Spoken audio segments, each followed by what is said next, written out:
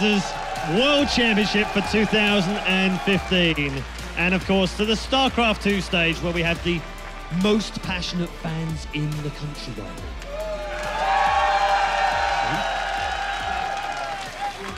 Oh, yeah.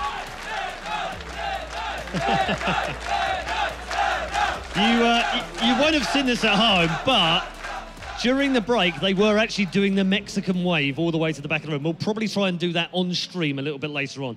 Right now, though, it's serious business time because our first quarterfinal is just around the corner, which means we need a couple of players. Now, our first player on day one of the round of 16 took a somewhat surprising 3-0 victory over Rain.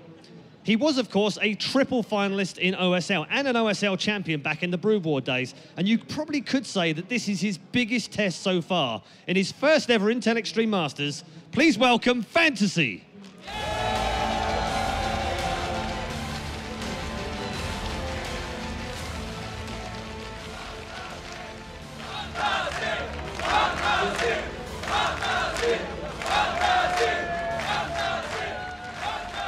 Now, our second player and Fantasy's opponent is also a man whose legendary status is a little bit in question at times, but he's no favours to legends themselves. Yesterday, he took out the one and only Flash, a Brood War legend.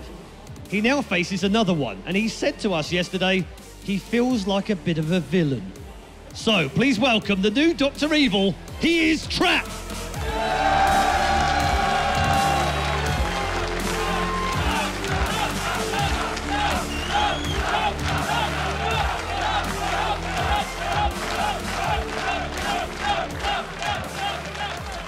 We are just a few more minutes away from our first quarterfinal of the day, but let's check in with the analysis desk once more with Frodan and the guys for their thoughts on our opening quarterfinal. Thank you, Red Eye. That's right. It's time for our first quarterfinal of the Intel Extreme Masters World Championship Season 9. And a welcome to anybody who's coming in right now onto the stream. As those who are tuning in all over the world, this is where it starts coming down to the wire. 400 WCS points as well as $3,000 are already going to be secured. But from this point on, it starts getting more serious. You ramp up to $7,000 if you win this match. Let's begin discussion off here with Snoots. Fantasy versus Trap here. A Protoss versus Terran. A matchup that you probably know really well. What are your thoughts on this match? I think it's going to be cool to see how Trap is going to open this series, because we saw so many different types of builds yesterday. Anything from Oracle, anything from one-base Blink into DTs, robotics play, fake Immortal all-in into something a little bit different. Just Trap has brought so much variety, but we also need to consider that Fantasy was able to watch these games from yesterday.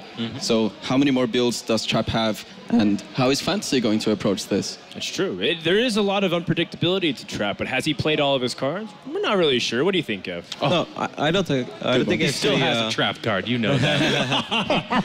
No, I don't think so at all. Because yes, two of his builds were very bizarre, but they were also on pretty bad maps. So I think he just kind of went for it. But I was much more impressed with his straight-up play, and even in a game that he lost, like on Vani Research Station, than on anything else. So there are, I mean, obviously, whenever a crowd favorite like Flash loses or such a big name, people are like, man, Flash got Protoss. Dang it, Protoss. Like, he did not deserve that. But, you know, as much as I would like to say that was true, I don't think that was true at all. I think Trap was the better player in that series. Flash played paranoid. He was a little bit afraid. And, of course, you have to be paranoid against a crazy Protoss like Trap. But craziness is not his biggest strength. I think it's just straight-up play. And I think that's why, in my eyes, he's a pretty big favorite over Fantasy. Well, going off of Kevin's comments, I think that's what's scariest about him is not... It's kind of a combination of what Snoot and Kevin said. He showed cheese. He showed a lot of different variation in said cheese.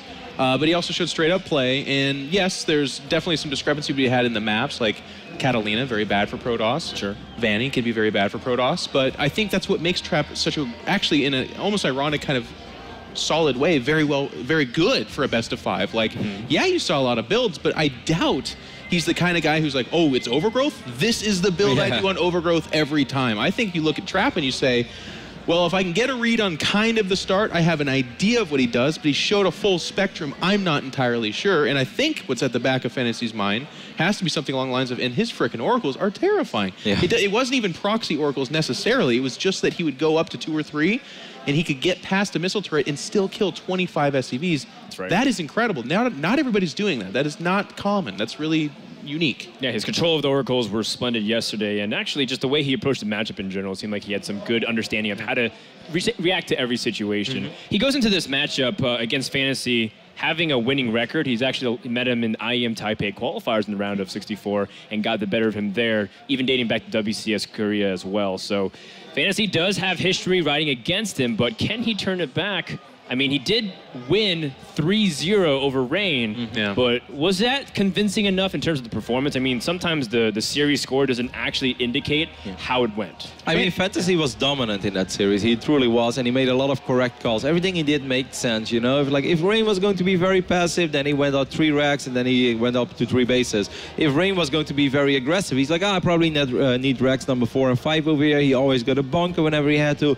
There isn't too much we could criticize Fantasy for in that performance, other than I think that Catalina game is one that he shouldn't have won, but he did what he had to do. He won, and his decisions made perfect sense, but I felt it was much more on Rain, just not playing as Rain used to play or as a Protoss can potentially play, than that it was, oh my god, Fantasy's blowing us out of the water right now. Well, let's not forget, too, Fantasy knows Rain very, very well. They were on a team for a long time, and in that Korean setting, when you're on a team with someone, it's not like a Team Liquid or something where they barely interact and aren't really friends. It's more more like evil geniuses. Wow. I know. Get him, Snoot, okay. get him.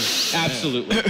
The second I went into that joke, I knew that it was like bouncing back at me so hard. Actually. Snoot, do you want me to do it for you? Anyways, to finish up my thought, I think when Koreans are on a team together, they know each other extremely well. They practice with each other and with the B teamers, but they talk. It really functions as a family unit. Now they're on separate teams, but that kind of tradition upheld. And now Trap is like kind of almost the opposite of that. He's not. I'm sure they've interacted, like you said. They've actually played in WCS and in other events, or WCG actually. But Trap's a little bit more of a wild card. So I just think it's going to be a different matchup that way by a lot. That's right. That's right. So going into this Terran versus Protoss is going to be pretty interesting. I think we have the maps ready in terms of the selection. So let's look at the vetoes. We see Trap has taken away Secret Spring. Fantasy taking away Deadwing, obviously one of the better Protoss maps. So Snoot, why don't you walk us through, as it seems like we have pretty interesting selection here. I think it seems rather traditional. It's a little bit surprising I to thought see. the Infernal Pools pick is still pretty surprising overall. It's the lesser of evils. You only get one veto, and Secret Springs is so terrible, and Deadwing is so Protoss that they just it feels like almost every TvP they do that. Yeah, I mean, some Terran players prefer to veto Expedition Loss, and some Protoss players do prefer to veto Infernal Pools, but you know, it goes for Terran, like, all right, we don't like these 2 maps, we don't like Deadwing, and we don't like Expedition Loss, and Protoss looks at this like, well, we don't really like Catalina, but we know Catalina a lot better than we know Secret Spring and Infernal Pool, so we are going to veto one of those 2. Yeah, I think crawl up Fantasy. and play Hearthstone in my cave. Oh, Snoot. Go ahead, Snoot. Go ahead. I think Fantasy is aiming for the shortest to rush distances possible, and I think that's why he chose Inferno Pools before Vani, possibly to get the close positions. Yeah. Yeah, man, if you get those close positions, that map transforms. Deadwing is more like it can either be extremely long or long, but with Inferno Pools you have that chance of getting the close positions, which can be so great. Yeah. I mean, Infernal Pools is also a great map to drop for Terran. There's a lot of airspace around the bases, and you know, there's a lot of like difference between high ground, low ground, medium, ramp here, ramp there, and 3 bases is sort of acceptable as Protoss, but I think the 4th base, that's where things get really tricky. Like, you take it all the way on the left, you know, like the far middle. Are you going to take the gold, for instance, where you have to worry about the high ground? So that's just really frustrating. And of course, yesterday Trap is like, yeah, I'll play Infernal Pools, let's do it first. So we're like, all right, you know what, how is he going to do this? And then it's like, 1 base blink stalker all in. It's like, well, there's only so many times you can do that one, you know? With 2 mothership cores and a dark shrine. Like, I feel like, I mean, that had to have been the most like salt-inducing Flash moment ever. He was like, let's play that again, and 99 times out of 100, you ain't winning that. Like, I'm very concerned for Fantasy. How do you approach a player like Trap? Yeah. Where do you begin? Are you going to go for your safe, aggressive 2-base style? And we saw how strong Trap was in macro, but as a player, I'm not sure how I would approach a player like Trap. One would have to scout a lot like crazy, and at the same time play very safe. So you don't know how Trap is going to play. I just think this is going to be a very uphill struggle for Fantasy. I think Reaper expand into a Mind Drop is going to be a very solid and safe choice, at least 3 out of 5 times, I would say. You know, always you want to get a strong economy on the back, and you always want to have presence out on the map. Opening up with 3 Rexes against a guy like Trap, that may not be the best thing, because before you know it, he actually went up to 3 bases at the 8-minute mark again, and then if you can't break it at first, you're absolutely dead. So I think it's very important to open up with the Reaper, you know, check the pylons, check the gas, are we proxy stargating or not, and right after that it's like, all right, now we're going to start dropping either Marines or Mines. We have presence, you know, if we kill probes, that's awesome. If we don't, well, we got our own command center in our natural. I think that's by far and away the best way to approach this. All right, so real quick then, before we give it to our casters, let's do some final predictions here. Rodam, where are we beginning today? Trap 3-1. Trap to start things off in control? I'm going to say Fantasy 3-2, and I feel like I'm gonna piggyback a little bit of commentary in there real quick. I feel like one of the consistencies that you did see from Trap yesterday was when he went for the macro game. It was off of a DT opener, and he went for a super fast 3rd Nexus and seemed to offer either double Robo Colossus or Charge Lot Archon. And I feel like that can give Fantasy some ideas of, like, the second he sees a DT, he knows there's a fairly weak Nexus out there, and I wonder if he's going to try to capitalize on that, because Fantasy does tend to be a little bit more aggressive. So Fantasy 3-2. Okay, Snoop. Yeah, I have to go with Rotti here, Trap 3-1. I think if Trap doesn't get too creative and, you know, like we saw yesterday, CJ Hero playing on Catalina, trying to do a little bit of everything at once, and he just crumbled to the aggression. I think if Trap keeps transitioning the way he has done and doesn't get too creative with this builds, I think he can take this. All right, well, that's 2 votes in favor of... Oh, I have to go on this too? Do it. Do it. All right, you know what? I think Fantasy surprised us once. I think he can do it again. I'm going with In Control, and this is an opportunity for Jeff actually to climb back in the prediction points. That's right. And we are split, so that brings us to what the casters think between Todd and Kalaris, who are ready for Fantasy versus Trap. Brand new day, a brand new round here at the World Championship as we get into the round of 8. Fantasy versus Trap. Fantasy has just breached in to the top 16 in WCS points with the points he's accrued already. Can he move on further, though? Because he stands up against a guy who looked absolutely menacing yesterday in this matchup. He's ready to do work, I think, this year. Like, he seems very motivated, you know, to attend a lot of tournaments, get a lot of points here and there, but obviously scoring more and more points here in this one event definitely will help, you know, go a long way to possibly qualify him by the end of the year for the World Finals. Especially since the points in a tournament this stacked are so high in number. 1,500 points for first place if you're able to get there, and the points keep ramping up from this point on. But anyway, let's get into it. Game number 1 in this best of 5 in the round of 8 as we have spawning down to the bottom left-hand corner our red Protoss representing generic green wings. It is Trap.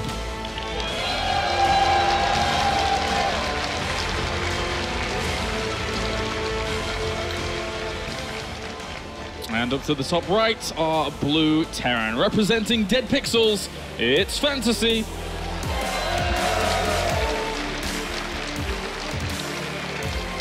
If we look back at both of these players' round of 16 match, to me it feels like Fantasy was more impressive than Trap, in my opinion. Beating Rain 3-0, whereas Trap, he struggled against Flash. It was a 3-2, you know, some very close games. But from there, you know, the direct comparison, you know, they're playing each other. I guess that makes it a little bit different, but to me, it feels like with Fantasy's previous performance, he's coming into this match as a favorite, in my opinion. Even though, you know, Trap, he's nicknamed Trap for a reason. He's one of the trickiest Protosses to play against. He's basically the opposite, I would say, of Hero, CJ's Hero. Hero plays straight up, he goes for counterattacks, you know, with very standard game plans here and there before going for the counterattacks. But Trap, he's always going to try to outsmart his opponents, to play the mind games, you know, get ahead economically, or do some all-ins here and there, which are not expected. As long as Fantasy's on top of his scouting, is able to spot things out, and then from there respond appropriately and not overcommit to anything, which is important here, because Trap can transition on behind things, which it did fall, unfortunately, Flash did fall prey to in that series yesterday. So middle of the road here for Fantasy, being very aware of his surroundings and the scouting. Trap already mixing in, you know, some quick rush here with the Zealots, possibly, you know, a Mothership Core and a Stalker behind this, whereas Fantasy, he has his main go-to build here on this map. He loves to go for Reaper, Command Center, Reactor, Factory, and then, you know, send in some Hellions. I've covered this a little bit earlier, 2 days ago, when I explained, you know, how he likes to go for 2 Hellions at first to try and force the photon overcharge at the natural of the Protoss. And then he drops in the main with the Marines and sends more Hellions into the natural. And if you use your photon overcharge too early, you're going to be in lots of trouble. But in this game, Trap is actually going to try to barely dodge that Reaper, which right now, Fantasy, he's prepared for this. Yeah, finds it. Sorry with the SCV coming out, so he knew the usual trajectory of that Zealot, and will catch it and do a little bit of damage. Good dancing on the edge of the bush there, though, because obviously the Trap does have vision of the Reaper, whilst unfortunately the Reaper doesn't have vision of the Zealot up until the point where it runs into its face. So he's going to have to be a little bit more careful at that location. Using the bushes here very nicely. Trap is going to try to get away, and he should be able to. I like that he canceled the second Zealot. Like, this was never going to do anything, really. Yeah. And in the end, you know, it was way more costly for Trap than it was for Fantasy. Fantasy was going to open Reaper anyway, didn't slow down his economy in any way. And because of that, he's you know, going to have his very quick factory behind this, as usual, most likely going to want to go for a starport. Fantasy always pulls that one first mule back, by the way, from the minerals very, very nicely. That just expired. Just making sure that it doesn't lose the extra minerals that are in its hands when it goes back. And Fantasy, for now, he knows where the original pylons were in his opponent's base, so he can maybe try and wiggle around and get in there, see what's going on. But the Mothership Core's already well placed to try and deny a little bit of that maneuvering. This is one of the... Sorry. This is one of the maps where I was going to say it's the easier to prevent that Reaper from getting in, but when you only have one Stalker plus one Mothership Core, it can still get in, but on low hit points, but it's never going to get out. But at least he gets the information here. Nobody's ever going to cancel a Twilight at this point, so he knows that there's going to be at least a Twilight, which means either Blink or DTs. A lot of the time it's going to be Blink. And right now, I think that's... Fantasy is going to be pretty happy about this, because look, he has one Widow Mine, he's getting one more, he's going to be dropping those very quickly. He knows that because there was not only a Twilight, but Blink being made, observers are going to be scarce, and you need observers to be able to defend against this. Yeah, true. If they do go drop down and they do burrow, you need that detection. This Zealot now is going on a little bit of a walk around, having to see what it can see up at the top, and there was already a bit of a movement out from Fantasy with his Marines to spot what was going on in the middle. This is the first that Trap is actually going to see any of the buildings or units of Fantasy, and luckily for him, he might be able to spot those Widow Mines. He wouldn't have known otherwise. Like, Trap was playing completely blind so far. He tried to pull them back briefly there, but if Trap was paying full attention, he would have spotted them, so that's important. He's got the Robo facility now on the way, and that'll be getting an observer out very, very quickly. Over is going to be trying to go as fast as possible over in that direction, but I don't think he can get there in time to do massive damage. Trap has added on the third gateway, by the way, here. He could get up to a lot of Stalkers here and try and be aggressive behind this. Like, if he holds this very comfortably and then tries to counterattack, he could do a ton of damage. And look, Fantasy, knowing that there is a Twilight and knowing that he's up against Trap, he has to get a turret as well, which is a very costly building here at this point in the game. This elevator, this is not going to do anything. Look at how many Stalkers there are already. 7 Stalkers. Quite a few. Photon Overcharge is already going to go to work on some of these units. The Widow Mine's actually zoning out the ramp if any units were to come down, but he realizes that all the Stalkers are in the main base. Brings one down. Blink's about to finish, though. That will help this out considerably. Another Widow Mine ends up falling, and he's got to get out of there, but he might actually lose his medevac. It's very, very close. Oh, and he goes down. Big pickup there for Trap. 2 Stalkers and 1 probe is, I think, what Trap just lost. That's it. Nothing else. So at this point, Fantasy, this was a very costly aggression here. Behind this, he's a little bit on panic. He thinks he's going to get counterattack, and he should be. He immediately starts 2 bunkers, but Traps, he's playing the mind games beautifully. He knows that Fantasy might be anticipating this. What does he do? He starts a 3rd base instead. Stalkers are laying in wait, oh my though. God. If he goes too far, yeah, that would be another costly investment, you're right, but at the same time, he is being held back at home thanks to the fact that those bunkers have been forced. That could have been an extra command center to keep going on. The Stalkers... they're a bit out of place, but he's going to jump to the left. Good defense position there. And now this medevac's a bit stuck. That was some very good reflexes, man.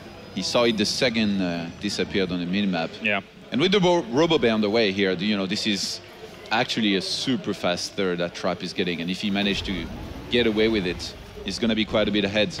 Fantasy, in classic fashion, gets barracks 4 and 5 before 3rd command center, which he's going to make on location. Also explain this, how he told me that he always thinks that he can get it on location because he's going to have a lot of units anyway at this time in the game. A second drop on the left-hand side, I guess, trying to draw Stalkers away from the location that his double Widow Mining medevac is currently at. If they're all over there prioritizing that one, maybe you can get something done over here.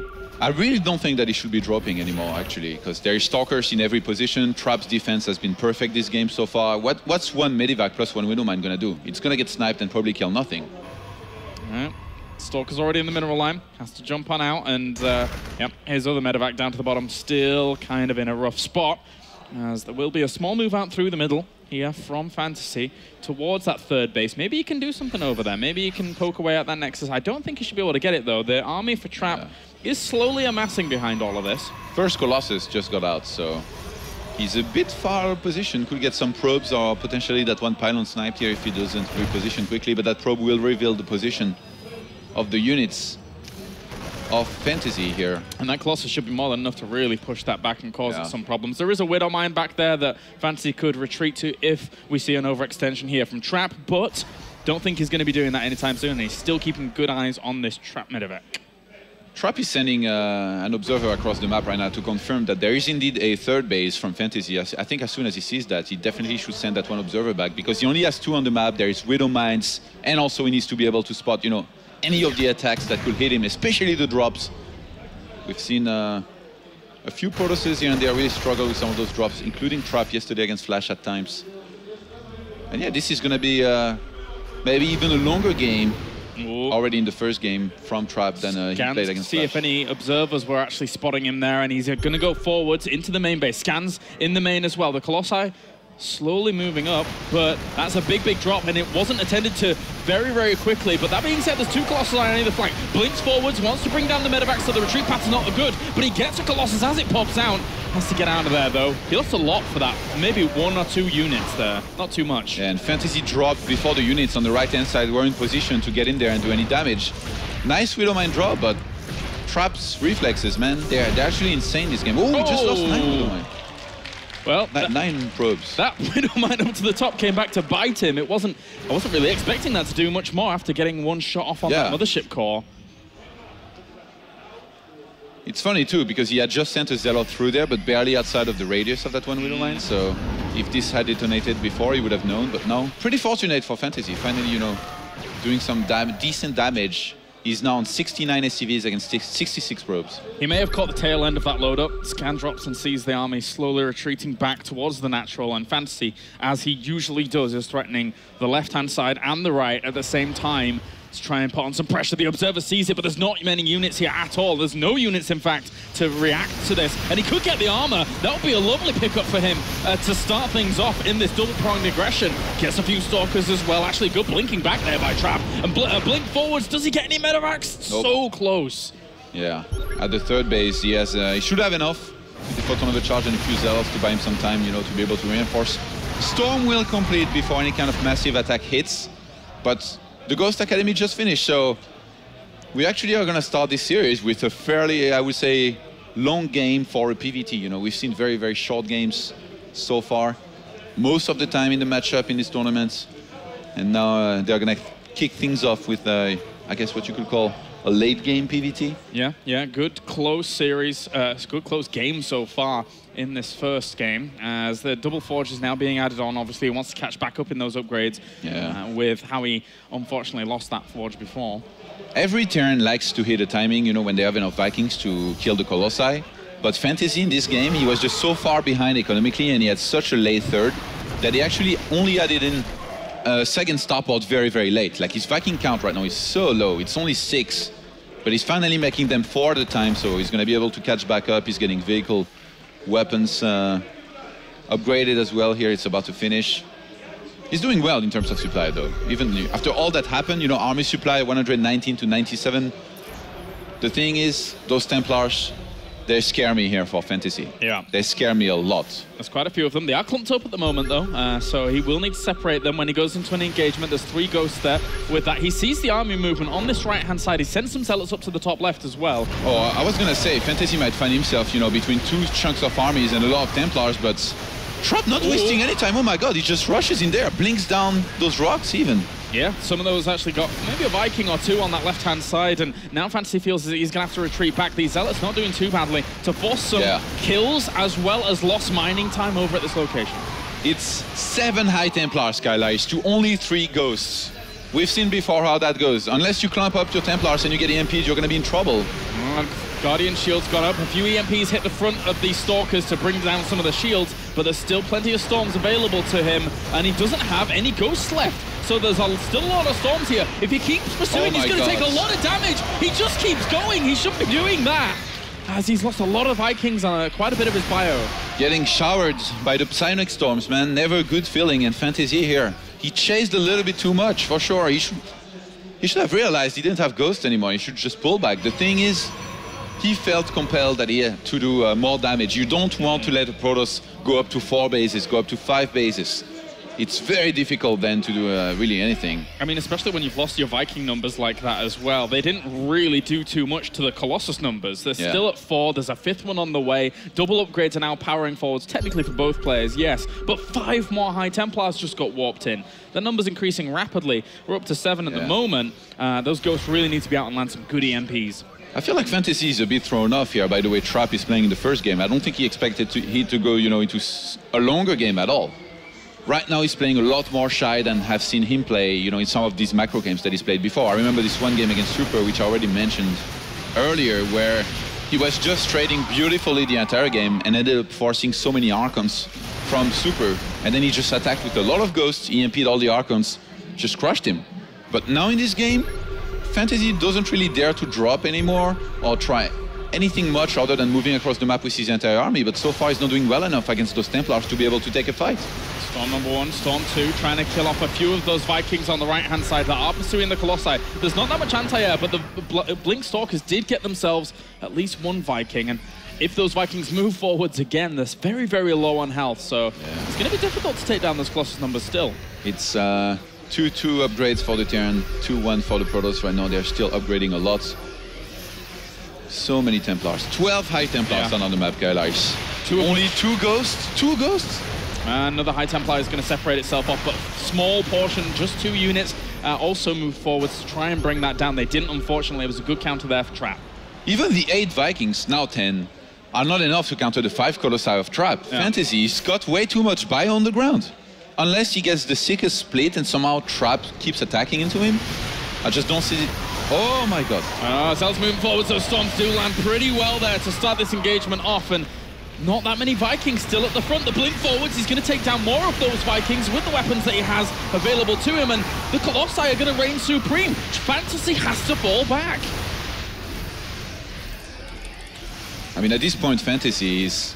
His army is all injured. He cannot steam one more time, otherwise this will be even more. He's just going to sack that base, I think. He's going to try and wait until he can get more and more Vikings out. He's down to 0 Vikings. I can steal the 5 Colossi alive off Trap, who's even added on 1 more Robo, and he's getting 1 more Colossi. Uh-oh. Well, also over to shield upgrades as well, so his upgrades are going to go very, very swimmingly. He shut down the 4th base of Fantasy over on this right-hand side, whilst a big drop for Fantasy on the left is trying to amass some kind of comeback, because right now he is staring down the barrel of a gun. Fantasy are really up against it. Even Dark Templars mixed in against this. No scans are stopping those from marching on forwards with the splash damage in tandem here from the Colossi. He splits up his army left and right, and unfortunately for Fantasy, his army is plummeting in supply. He tries to fall back to the safety of a bunker here, but his entire base is being ravaged. This is absolutely brutal, as Trap pulls out a brilliant macro game here in game 1. Yeah, I really don't think that this counter-attack by Fantasy here can do much.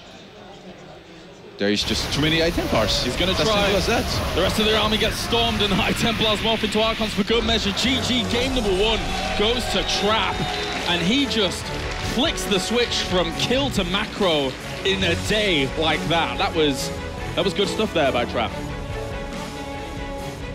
It's not just great for him that he won this first map, it's the way he did it, Katowice. You know, winning a longer game like this, you know, by all means, it wasn't the longest game ever, no 40 minutes, no 1 hour. Yeah. It was 23 minutes long, but for a Protoss versus Terran that's action-packed, that's actually very long. You know, he reached a high Colossi count, he reached a lot of High Templars, and he's put doubt in his opponent's head right now. All right, well, Trap really mixing it up just a little bit, keeping his opponent on the edge. We'll be back after this short break with game number 2 between Fantasy and Trap.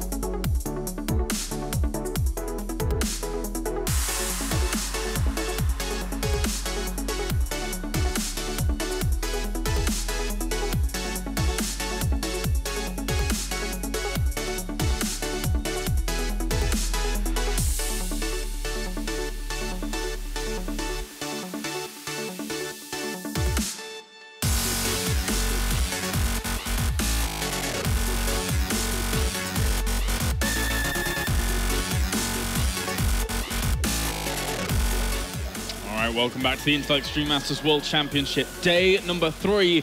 We're in the round of 8 here, as Trap took a pretty convincing game 1. Pretty convincing, I would say. Fantasy tried to hold his own, but against the might of what we saw there from Trap, I'm leaning in his favor at the moment. He is, I'll go back to an old Sean saying, but he's looking like one of the full packages at the moment. He can do it all.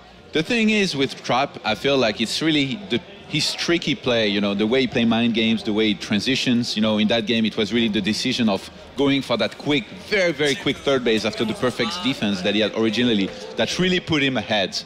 Whereas if he was to try and play just, you know, a purely standard game from the start, get a robo up, get stalkers, and nothing special happens, like Fantasy doesn't throw away, you know, a ton of units doing absolutely no damage, I would give an edge to Fantasy in this kind of game. But in the kind of game where you let Trap win the mind games, which is what happens most of the time when you try something a little bit special against him, it's just so hard to beat him.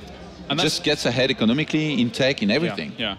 That's the problem when Trap wins that macro game, right? Because Trap can now say, oh, my macro game can beat Fantasy. That's cool. Now I can just say, try and fool him, maybe even go into something very, very aggressive. Fantasy now has to be concerned. But if he'd have won the macro game, he wouldn't have been mind going the distance at all. Yeah. But now that Trap has showed that, and that gets very, very scary here for Fantasy, who could be hit by either end of the spectrum very easily.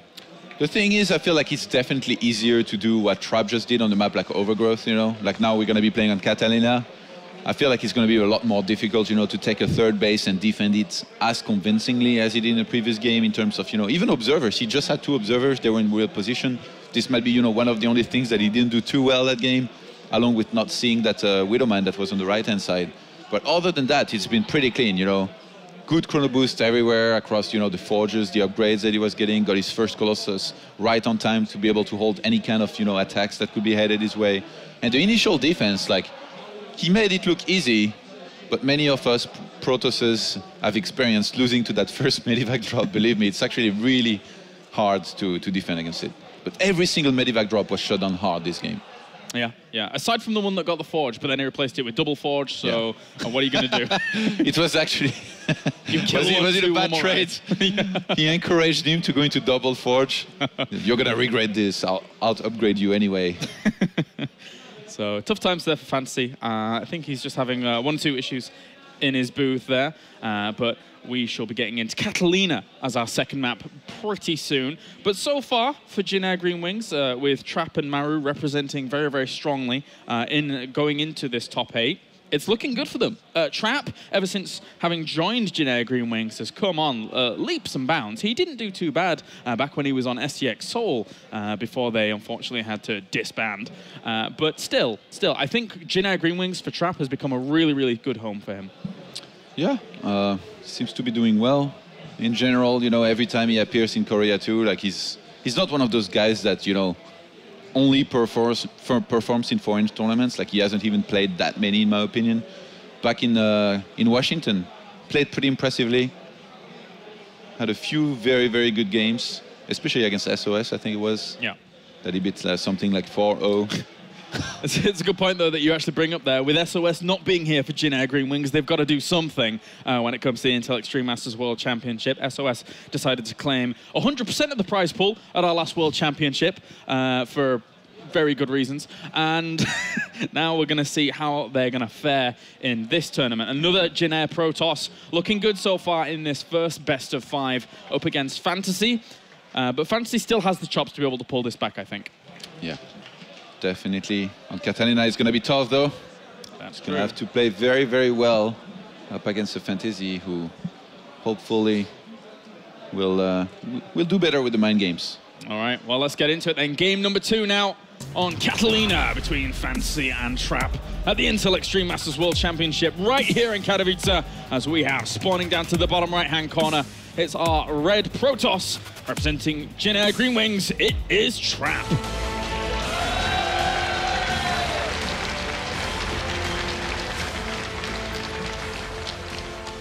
And up to the top as our blue Terran, representing Dead Pixels, it's Fantasy.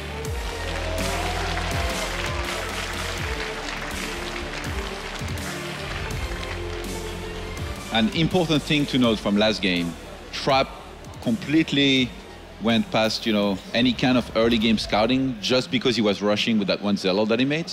But the Zealot didn't really get any information. It was forced back, and then he timed it really, really well to be able to see whether there was factory play or not.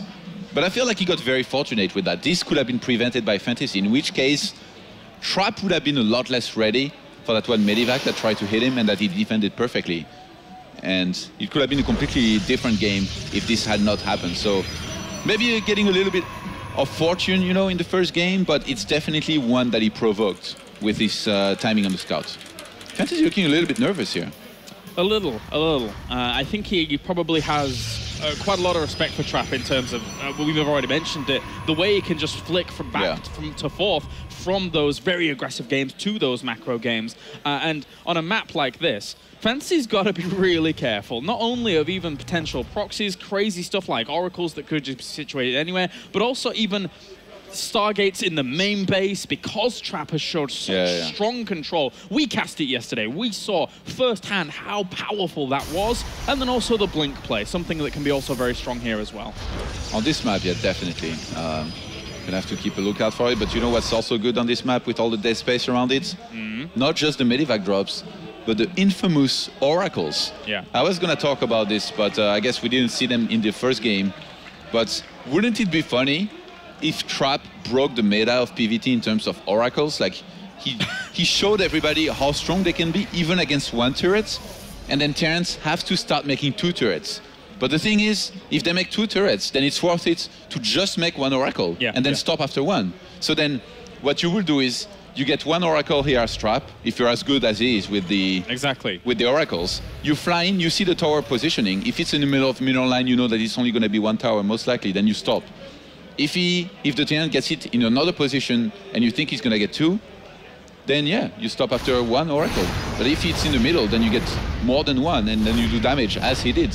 That was actually really insane. Like, I kept wondering whether or not Flash should be making 1 more turret, and I do think he should have.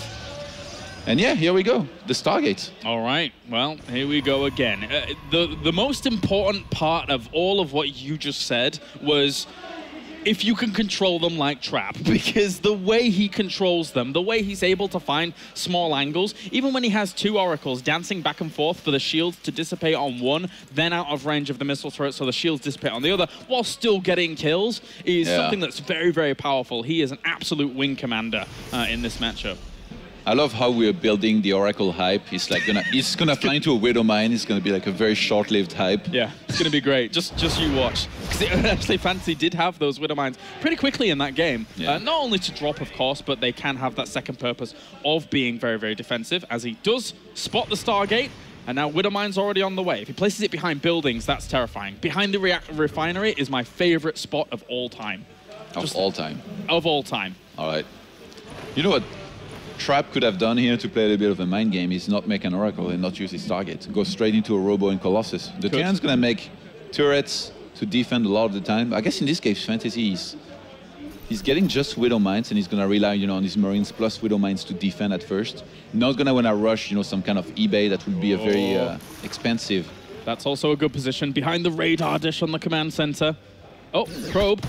Oh, it's almost as if he knew. He must have planned it. There's no way he would have gone in like that. Oh my God, Trap, you are so sick. That was amazing. And that was the only Widow Mine. Like all of a sudden, it's already detonated. There is a second one on the way, but it's not ready. And Trap already getting a few kills. That was brilliant. That was absolutely fantastic. And now Trap is going to be darting around with 2 of the Oracles, looking for extra damage that he can find. He sees this Widow Mine, just veers away from it, and now it's going to have to reposition. He could actually warp in a unit across the map like a Zealot, walk it into the middle line, and then do again the same thing at the natural. I mean, that pylon is there, right? He technically could. Especially if it just walks into where the SCVs are and it actually does friendly fire as well. Whoa. That would mean Fantasy's not pulling back his SCVs. Let's not go that far, Kylars. Okay, Detonating the Widow Mine already would be nice. It's an ambitious move, but he's going to do He's going to do that? Oh my God. Oh, Trap. And the turret's not ready yet, and there is no more units in the natural. Trap, he's just so sick with these Oracles. This is ridiculous. Oh, he unburrowed. He unburrowed the Widow Mine to try and make sure that it wasn't going to detonate, but it's going to anyway. He's running it forward to see if he could get friendly fire. Here come the Marines, though, to help out. Oh, he loses one of the Oracles. A little bit uncharacteristic compared to last series. He's slumping a bit. How many workers did he get during all of this? 5. 5 so far. Bringing him up to 45 probes to 32 SCVs. Fantasy, though. He already has started Steam Pack. He's got it about halfway through done. He finally made the 3rd barracks because he started taking to Medivacs when he had just 2, and the starport is now on the way. So he's in an okay position, No turret just yet in the main. Okay, here we go. He's gonna start that. You need those turrets, man, against Trap. Yeah. I will mass turrets, okay? Mass turrets. Oh, and he's gonna try again what we saw him try yesterday with the Phoenixes into Charge Lot Templar style. Okay, now this is brilliant if you actually catch the Medivacs coming along, but as Flash already showed previously, there is a lot of space, especially on this map as well, actually, there's quite a lot of space if you actually extend over 3 locations to defend with those Phoenix. So if they're in the right place at the right time, fantastic. If they're not, though, they're almost completely redundant. Ooh. Behind the refinery. Favorite of all time. Favorite of all time. This is actually a build here by Trap, or a transition to go into Phoenixes, into Templars, which not only on this map is going to be great, but exponentially gets stronger when you pull ahead early on in the game, which I think he has done decently. 51 probes to 44 SCVs is okay. And the fact that, this is going to go unscouted for quite a bit as well is definitely going to help too. But one thing that could definitely, play in his disfavor is not only the fact that he has lost his Oracle and can't see the army, but is that he has no Robo and no Observer. So he actually can't see this army coming right now. He needs to time this really well. He needs to be ready and in position because his army is not that strong just yet. Briefly spots 2 Medivacs moving over with this Zealot, and now the army is positioning itself. He does spot it at the front now as well. Cleans up that Zealot, and everything has been spotted at the front. Ooh, double Widowmine Medivac. He's going to find his way towards the main, but Trap is waiting. He's about waiting for it right now. With the Phoenixes, he's going to have to react very quickly. If this burrow, they could do a lot of damage. If he could pick them up as they're trying to burrow if he's quick enough. He sees it, and actually, yes, he will be able to pick up double. Very, very good reaction times there by Trap to shut that down. Okay, that 3rd base is not going to happen for now. No. Shut down. That was the quickest. Oh, this army could get caught. Ooh. He's sending the Phoenixes. He's going to try to catch all of this. Fantasy. Those Zealots are going to tank up for a little bit here whilst this is all going on. Can he land force fields? If he got them on the ramp somehow, that would be fantastic. But the Medivac's going to end up falling. God. He's going to pick up the rest of this. Fantasy is in desperation mode. This is not looking good for him. He gets cleaned up completely. This is going to be such a costly cancel on the 3rd base, which is just going to restart momentarily here by Trap. He starts the Robo behind this. He's keeping up with his upgrades. And in the end, he didn't even go for Storm. He made the Templar Archive, but he says, you know what? I don't even need Storm. I don't have time to complete it before you're going to be aggressive, so I'm just going to get an Archon. And I think he's going to do the same thing as we saw him do earlier.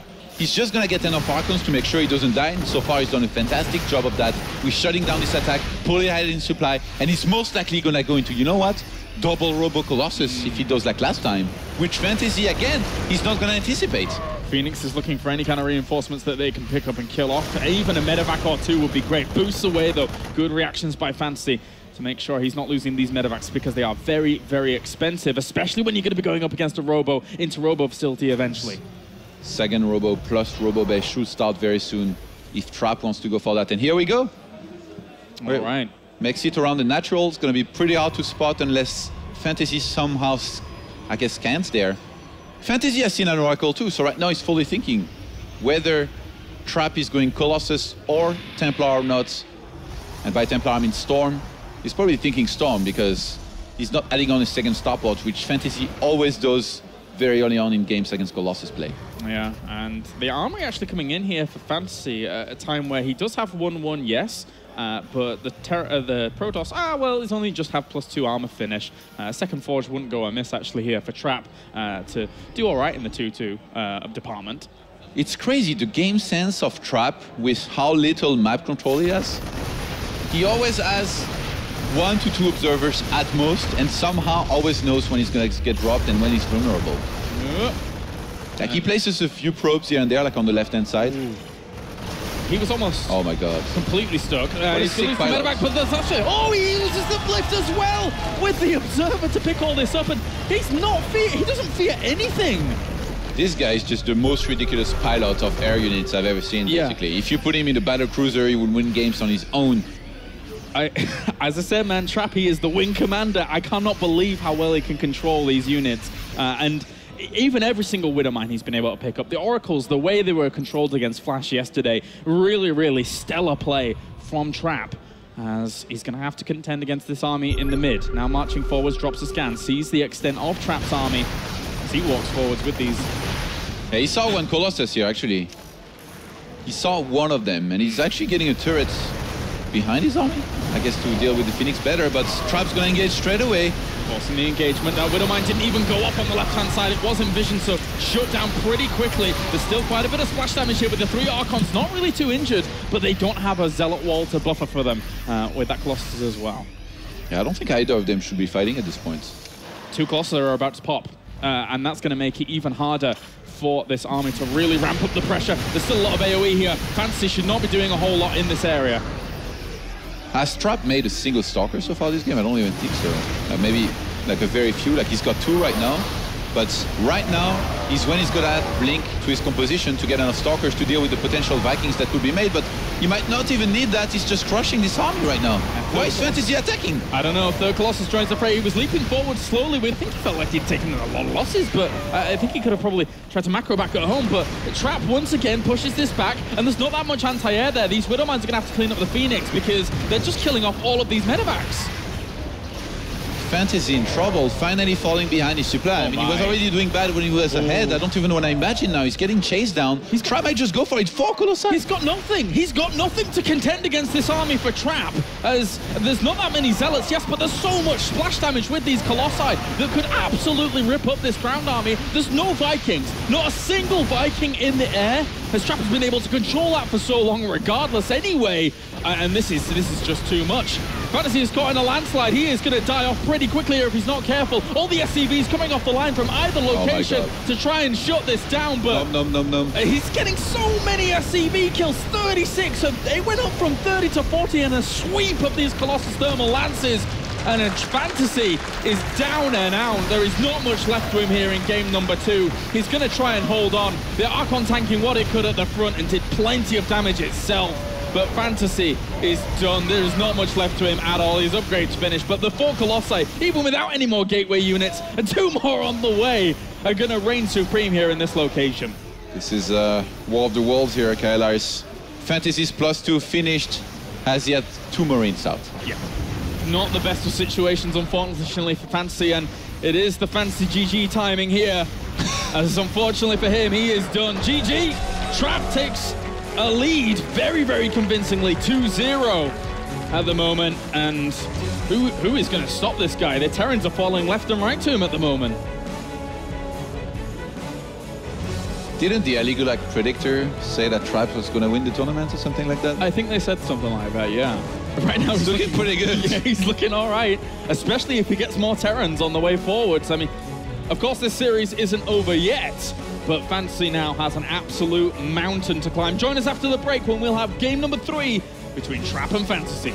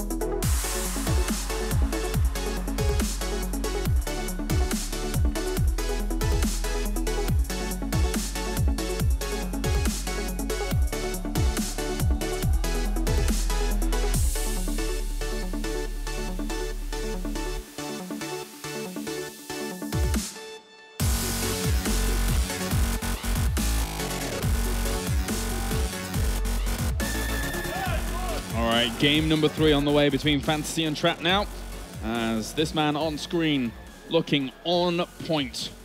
Wing Commander Force 1, he is looking very, very strong. Wing Commander Force 1? Dude, he's... That doesn't sound very Protoss-ish. Whatever, man. Whatever. He's a little TIE fighter flying around in those Phoenix, but the Oracles also do a pretty good job, let's face it. Net Wars!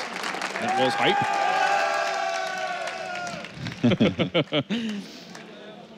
Always a fantastic crowd here whenever we visit Poland in Katowice, as we're now just waiting on the players for game number 3. Exhibition loss will be our map here, Todd, and after these first 2 games, I'm starting to have a few doubts in Fantasy and how well he can pull this back, because Trap is just all over him. Expedition lost, also known as the immortal backdoor all-in map. Oh no.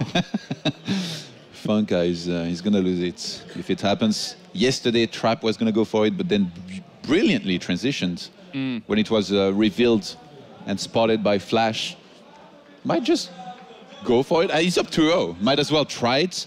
And then this time, when he scouted, he says I think I'm gonna transition. I'm still gonna do it, guys. Pulls it off. I really don't know how Fantasy can stop this guy right now. He's gonna have to play a whole lot better than he has up until now, because he's been struggling with everything. The scouting, the fights, the drops. I've never seen a Protoss shut down drops as hard as this. Like before, I had seen them get shut down here and there by Hero, but this was no drop, did a single damage. Like he sniped 4 drones, that's it. All right, well, game number 3 now on the way. Trap might take this to the clean sweep, or is Fantasy going to actually pull this back? He has 3 more games to win in a row against Trap, who is looking fantastic against Terran, as we have spawning up to the top right-hand corner. 1 game away from the round of 4 as our red Protoss. Representing Jin Green Wings, it is Trap.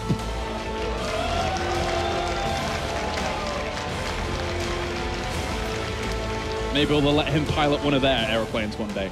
And down to the bottom left-hand corner, of course, as our blue Terran representing Dead Pixels, it's Fantasy.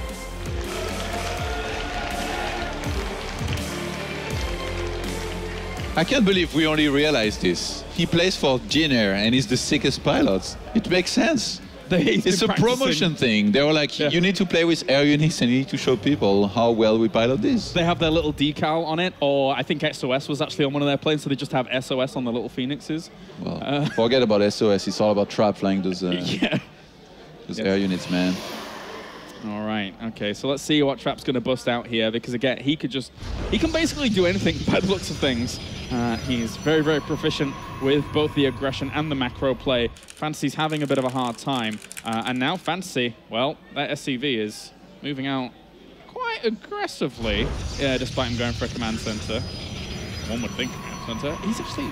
Did you see Trap's keyboard, by the way? He has his name. He has like a sticker with his name on it. Or he has the name Trap on his shoes as well. Did you notice? He does. I've seen it. It's true. I'm not lying. He was... I believe you. It's cool. Fantasy was only checking for proxies just in case. You know, he says, if I'm going to open Command Center first in the third game when I'm done 0-2, I at least don't want to get cheesed out of the tournament. So he looks for that for a second. Doesn't cost him too much minerals. For some people, way too much because they wouldn't do it. Kaelaris, but not Fantasy. Plays it safe, scouts for proxies, knows he's not getting proxied, goes for the Command Center. Yeah, actually very quick refinery behind the barracks that he goes for. So not gonna go, for the standard double barracks with the third one after the double orbital. And Trap being very careful here as well. Yeah. Oh, here we go. Oh yeah, Trap. I mean, tiny letters. Let's not forget, of course, Fantasy is in a really hard spot right now. But if you think about Fantasy's past and who he is and where he's been, at the end of Brood War, he was arguably the greatest Terran. He made it to 2 finals. Unfortunately, kind of got pipped at the post by Jangbi constantly at the very end there. But he was always he was one of the best Terrans in Brood War for long. So going down 2-0 in a series like this, I don't think he's phased too much. He knows his opponent is very strong, yes, but he has the heart of a champion, does Fantasy. He's a very, very strong player and will come into this still with a strong mentality. So as much as Trap is giving him a really hard time, let's not count him out just yet. Yeah. It's very important here for Fantasy to deny this scout here. If this... Okay, this prob's not going to get away or go into the main and spot the factory. Not knowing about the factory here could be a big deal. Fantasy actually already with his second refinery. So even though he went for Command Center first here, he's going to have some potential for some serious aggression. Not sure what to think just yet, Are we going to see a Cloak Banshee? Are we going to see some kind of, 2-base mech all in? Well, at the moment, we have a Robo here, Todd, which has been a little less on the repertoire for Trap other than on this map. I think last time, though, when he went for, against Flash yesterday, when he was going to go for, the Immortal attack, didn't he open with the Sentry rather quickly rather than 2 Stalkers? May have done. And he had the probe attacking the rocks across the map, which he doesn't have this game. Fantasy here, I feel like if he wanted to go, for something like a Medivac drop into maybe a Cloak Banshee or a Raven, it could do well somehow if he really surprises Trap and Trap goes for something that's bad against that. But, going for a Robo here, he's just wanting to play it fairly safe. And Robo Bay is already getting dropped, so maybe some kind of Colossus drop or 2-base Colossus all in. This could still be for standard, even though that's a very, very fast Robo Bay, the fastest that you can get practically. Yeah. And it gets cans. Oh, wow. Is he going to cancel? Brilliant little spot. Is he going to cancel? Starts extra observers as well, and there is the potential that he could. But for now, it has been spotted, and it's not going to be a cancel at all. Yeah, I agree with this. I think it's nice to let it finish, especially since it was, about halfway through done when it gets scans. Well, at least scan ended. At least we know why he wasn't getting the sentries. He needed all that gas to get that quick Robo Bay that fast. Yeah. And the Observer actually missed the Medivac here, and the second one is going to be kept around the main, so when those Widow Mines get dropped in natural, he's going to have to react very quickly. All right, Observer's going to fly in, have a look at the tech here of Fantasy. See the extra couple of barracks are finishing up just on the left-hand side if he moves over just a smidge. And how many units does he have in position? The Stalker actually moves away from there. Can't kill 2 Widow Mines off that quick. He'll have to evacuate out of that location. And, doesn't even kill one of the workers as it dives back into the assimilator. Do you see that Observer turning around instantly? Like it was getting very close to the Widow Mine, and he just turned it around because he didn't want Fantasy to scan and kill it, in which case it can be pretty annoying. You know, you have to halt Colossus production, remake an Observer and all that. So, you know, a small detail, but very nice move here by Trap. It's going to be supply blocked here for a second because of that Widow Mine drop, Kylar. That's what happens. Not only may have spotted it loading up again over in Fantasy's base, as the second Widow Mine's going to get going on into that medevac and try and attack. And we have the Twilight Council also being added on as well. I've seen this before from Trap. I think he might completely skip on the Colossus production. Just keep one to force Vikings and take straight into High Templars and Storm. And he's done very well with this in the past.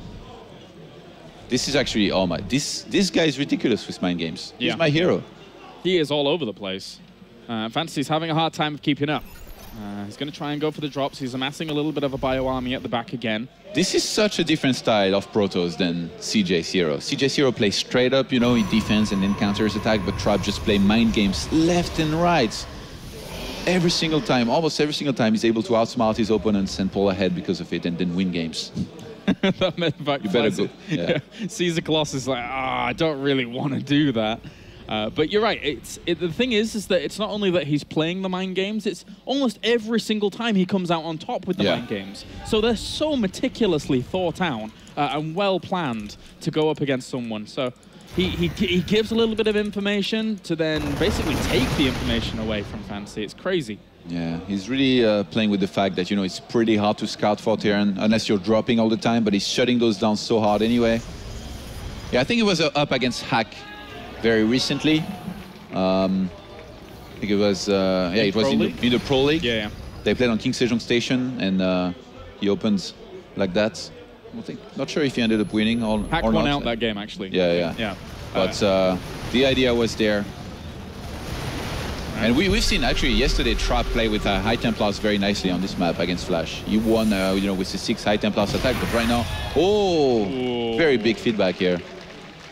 And the funny thing is about whilst that feedback was going on, he actually doesn't know that those rocks are being broken down, or were being broken down. Yeah. He had some army positioned, of course, maybe to greet it if it was to come along. But behind this, Fantasy is just going to have that command center down to the third base, get up and running, whilst he is keeping spot and eyes on anything that will go up on his opponent's third base. And he actually got a probe up to the top there, denying that third base from going down for too long. As much as I like this transition here out of Trap, you know, he's still quite a bit behind in supply. Fantasy has a much earlier third. In this game, we're finally starting to see the Fantasy that I was expecting, you know, will play out this series very strongly. And, well, this War Prism is going to get chased here. Might be able to get it. Not long for this world, unfortunately. This guy wasn't even trying, man. This was offered to that one Marine. I mean, all right, then I'll take it. That's fine. Good job, Mr. Marine. Your 1 kill with the Warp Prism. You've paid for yourself. This was a big snipe. Oh my god, 40 supply difference. Fantasy. This attack's looking very strong. It's really all about the Storm here for Trap to be able to hold this. Oh, he got Force fields are available too, by the way. All right, he's actually got the Observer there to start things, and there's only one more Viking to try and bring down that Colossus, but this really isn't a very strong standing army at all. With the Storm going to hit at the bottom, but it doesn't really do too much. That Colossus is going down pretty quickly, and this bio on the left and right is actually doing all right for itself. And that Colossus, he could kill that with a Marauder, and it will fall down. Great splits and pullbacks here. There you go. GG. Trap diversified a little bit too much, and Fantasy's macro is on top of things. He pulled back some map here in this best of 5 and keeps his hopes alive moving on to the round of 4. Not the best position here out of Trap at Trap's army, and I really feel like going for the War Prism the way he did on 2 bases is a massive risk, because against Terran at this stage in the game, you're always going to be behind your opponent in supply. So if you don't dedicate yourself to, you know, making a lot of units back at home, and you make them across the map, and then they get killed doing nothing, you're in trouble against the counter-attack, and that's what happened here. All right, well, now that Fantasy's pulled himself back a map, that's going to be a little bit reassuring for him. And then, oh, well, map number 4 is going to be Inferno Pulse in this best of 5. Which means we'll see if Trap can, once again, he's still on match point, obviously. as the potential to move on for him is very, very strong, considering the performances he's pulled out in these past couple of games. And that one was a bit, you know, iffy, really, for him there. A little bit sporadic. You mentioned it before as well, the Warp Prism and it doing absolutely nothing. I'm really not a big fan of 2-base Warp Prism, you know, only in desperate times. Yeah, okay. Would you do that? But Trap is a big fan of those, though. Almost every single time where he wants to play, you know, a more standard game with both Colossus and Storm, and he plans on going, you know, into a third base and all-inning, he's almost always going to go for that. But now, it was found beautifully by Fantasy, you know, with the Vikings, he shut that down hard and then went for the attack and killed him. And this was finally, you know, the real Fantasy showing up in that game. All right, well, potentially just one more break here. If Trap's able to win out the next game, join us after it when we'll have game number 4 here at the World Championship.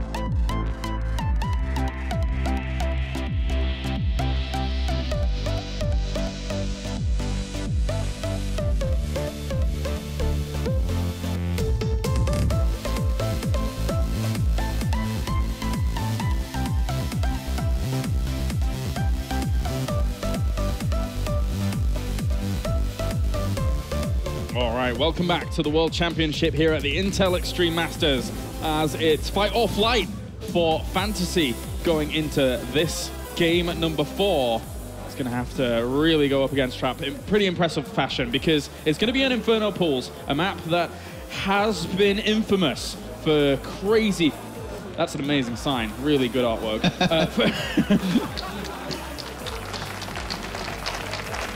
It's been infamous for crazy plays. Oh, Snoot definitely approves of that one. Let's get into things.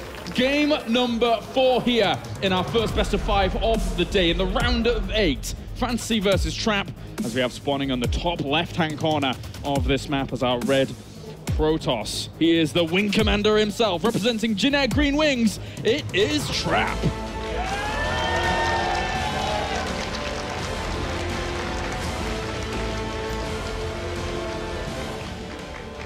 And up to the top right-hand corner as our blue Terran, bringing it back a little bit in this best of 5, giving us more games of StarCraft here on day number 3. Representing Dead Pixels, it's Fantasy. I have to say, I quite like the choice of Fantasy to go for Command Center first in that third game. It worked out very well for him, you know. He felt very comfortable just in general with it. And I wouldn't be surprised if he did the same thing here on this map and in this game, you know. I mean, it goes back to what we were saying about his Brood War past in history. Yeah. Of course, you know, I mean, you see a lot of StarCraft 2 players not having those nerves either and just going for a straight macro game, not being fearful of their opponent. But Fantasy especially, for me, a guy that has had such a history. Yes. He's not going to be scared going up against someone like Trap. As much as he is down a couple of games, he brings it back. He goes into that mid-game very strongly economically. And look how much macro he had behind that. He crushed that location at the third base. He does not dare to try again, though, Katowice. He's going to be a Reaper opener with the Rax 12, Gas 12 as well. Fantasy. Going to go for, you know, a fairly quick scout here as well. Wants to make sure he knows where his opponent is. I mean, Trap is still 2-1. There is a chance he could proxy a Stargate here or something, so I really like that Fantasy also, you know, is being careful with not only an SCV scout, but the Reaper behind. We could see, we could even see the Blink play come out, right? I mean, this was the map that Trap used it on against Flash. I mean, that being said, Fantasy will have watched those games, he will have known, he would have even studied how he executes that. So the Reaper opener here for Fantasy might be in response to that, just to get as much information as possible, make sure he's not going to be hit something by that early. Second guess after Cyber Core here for Trap. It's funny because so many Protosses, I feel like they will be very unhappy when they get scouted now, because they're like, oh God, he knows that I have 2 gas, he knows what I can do and what I'm gonna do. Whereas Trap is, it's almost as if he's happy. He's like, let the mind games begin. And then he makes his choice and like it works out. That's very true. That's very, very true. You never know what you're gonna get with Trap. Unfortunately, as that probe's going to sit back behind the mineral line. That SCV didn't spot it going out, and he will get down that Nexus for free whilst the Reaper jumps in and tries to find a tech choice, but he's not going to find one. Yeah, should be able to confirm that Nexus, though, pretty quickly. Realize that a lot of different tech paths or buildings could follow this, and yeah, it's going to be the wing commander back in the piloting seat, Kylars. How excited are you? Pretty excited if he makes the Oracles work, but Fantasy, with his Widowmine play before, has shown that he's able to defend it pretty well. He did not take as many losses as Flash. Yeah. He did not allow Trap to fly circles around him. So at least this probe gets himself a little bit of information. Great scouts. He sees the 3 barracks. And he knows exactly, well, that there's only going to be Biomate, Marines and Marauders early on. Probably feels very comfortable about it, and he can already start thinking whether he's going to go, you know, behind this again into High Templars and Charge Lots or Colossus directly. I mean, getting the getting the information of triple barracks means you're not going to be facing off against any Widow Mines. So these Oracles could have a little bit more freedom here, a little bit more room, but I think that Reaper may have spotted. It was very, very close to the edge of the vision there of that Reaper. Yeah, he saw the Stargate. Okay. And the Oracle in the making. It's funny, actually, Trap, that build where, you know, he goes into Oracles sometimes, and then goes into, you know, Charge Lots, Templars for Archons, and then Colossus. It feels like it's his standard. I feel like he doesn't... He prefers doing that one over going into Storm, which definitely makes it very interesting because so many Terrans, you know, they go into panic mode when they see High Templars. They're like, oh God, it's going to be one of those games where he goes for Storm. I need to be very careful. I need to get Widow Mines and all that. And then you skip on the Vikings, and suddenly you're facing 4 big heads, as MC calls them, the Colossus. Oh yeah, I forgot about that. Well, this missile turret is not finished just yet, so let the killing begin. He's back at it. And he's only got 2. So he's going to have to get out of there. Those Marines were doing all right. The pylon down to the bottom here, very, very aggressive in its position. Even the Reaper got chased by that second Oracle and sniped, so... Oh well. That's no more scout here from Fantasy available.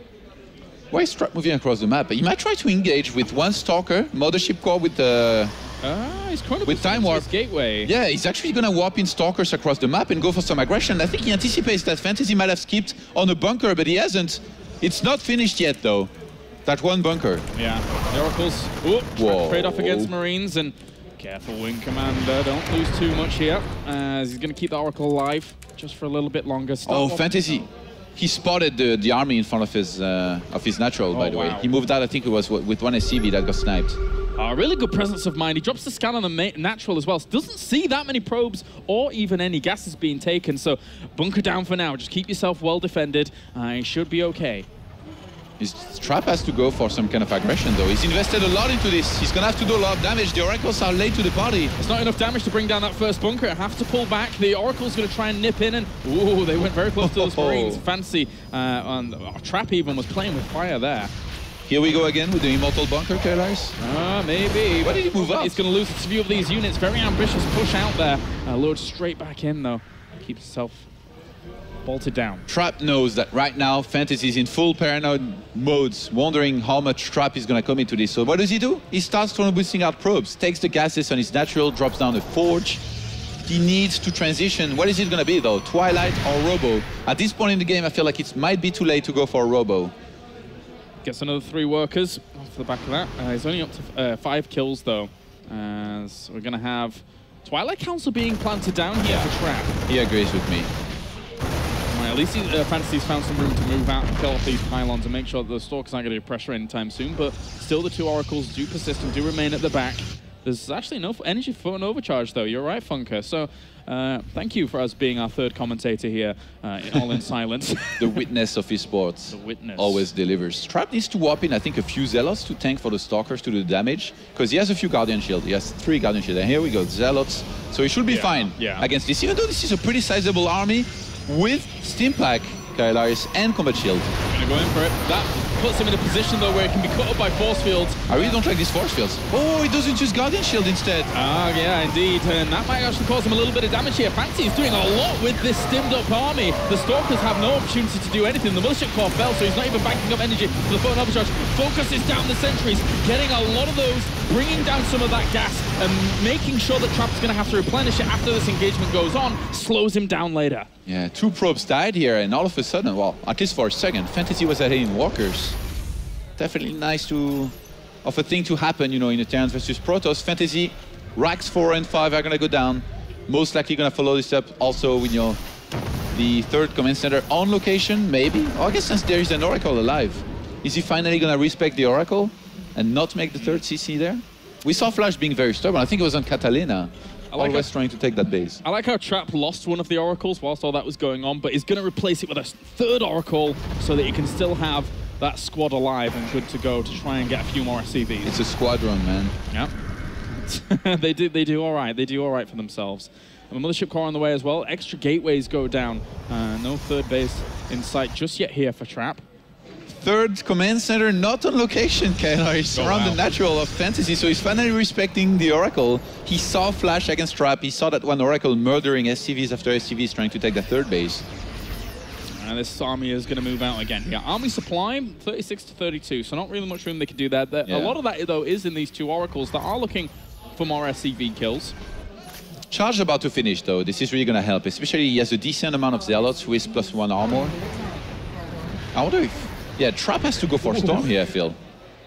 He's not even getting a Robo yet, so he's gonna have to go for basically Templar, Charge Lots. He gets a Phoenix here as well. And might want to use some force fields here to try and cut some of this over right up against those Zealots. Not too bad, but a great pickup by Fantasy in response to that. This was not cost effective. First few Templars are gonna enter the map. He's actually chasing with the Oracles here, so Fantasy has to be careful, might have to pick up and boost out. Because there's no chasing potential here. Phoenix production starts, armory starts, and there's plenty of gateways here for Trap to reinforce this army. Especially with the Phoenix going to be added on as well to hunt down those medevacs. You know what didn't happen at first, that could have happened, and that could have been a disaster on Catalina, is that Fantasy could have tried to drop and literally like flown into Phoenixes and get completely shut down. But in the end, he still got shut down on the left-hand side and with the 2 Widow Mines that he tried to drop. But in this game, I don't think he has scouted the Phoenixes yet. He's revealed 2 now. This could be very dangerous. He could get not only feedback, but sniped very quickly by those Phoenixes if he tries to drop. Yeah. And this is seen by Trap. 2 Widow Mines going to walk forwards with this army as well. Obviously, that Revelation helping a lot, knowing when that position is going to come on. And, well, more SCVs are going to die as the shields have recharged. Good luck finishing that depot. Oh! Loses one of his very important airplanes here. A disaster for Trap there, losing one of those Oracles as well. Trap is staying on 44 probes, by the way. He's staying on 44 probes, and I'm not sure if he's doing that because he's afraid and he wants to get as many units out of as possible, or if he wants to go for an all-in. He hasn't started a 3rd base. There is a probe moving out now, and he's getting a pylon. This gets scanned too, and Fantasy sees no 3rd base. Is Trap just gonna all-in here? He hasn't made Storm, he's only getting Archons. I think Trap was hoping to do a little bit of a hero move here. Shut down some drop with the Phoenixes that he made, and then go for a counterattack. But Fantasy didn't fall for that. He didn't go for any kind of drops, so now he has a pretty massive supply lead. 92 army supply to 84, though. 20 workers have been killed throughout this from those Oracles, but in the end they have been put out of commission, and now we'll see. Hey, he has no detection for the Widow Mines. He's going to have to pick him up. Oh my god. Okay, actually, that was a bit of flash damage being done to his army there with the Phoenix flying in. He's going to charge on forward with a lot of these Zealots, and still some more damage being done. All the Widow Mines, though, are on cooldown. The charge lots powering forwards with the Archons at the back. Guardian Shield not really covering those Zealots, though, so it's not soaking up too much. Here comes the reinforcements of Fantasy, trying to tie this series up 2-2. Brings down the Archons, and Trap is down and out here, just in a similar vein to how Fantasy was. He's going to try and do much, but there's not enough Zealots, there's not enough army here. With the extra reinforcements that are going to come from Fantasy, he might be able to shut down a little bit of that pocket, but he might actually also push forwards with the Zealots up to the top left. But he has no support units for this. He doesn't have AoE damage to complement the front line of Zealots. Yeah, Trap has to pull back now. This was a massive all-in which failed. I'm not sure how he can transition out of this. 2-2 is on the way for Fantasy behind this as well. Like, if this completes, this is pretty much over. There isn't even, if he had Storm, I think he would still have maybe a chance, but he's just so far behind all of a sudden. He's killed a few SCVs, but it's still 43 probes to 56 SCVs across 3 bases. Fantasy drops some Widow Mines in, and he actually pulls them off to try and bring it down, and he gets it with the probes. So good close. cleanup by Trap. So close. Those sentries, by the way, funny, they went all the way around the map. Right now they're like on the left-hand side around where the third base could be. Trying to retreat back home. Getting spotted. Actually entering the scan radius. It's like, hey, we're here. And trying to guard this third base, which at the moment will exist in a few moments. Look at the production tab.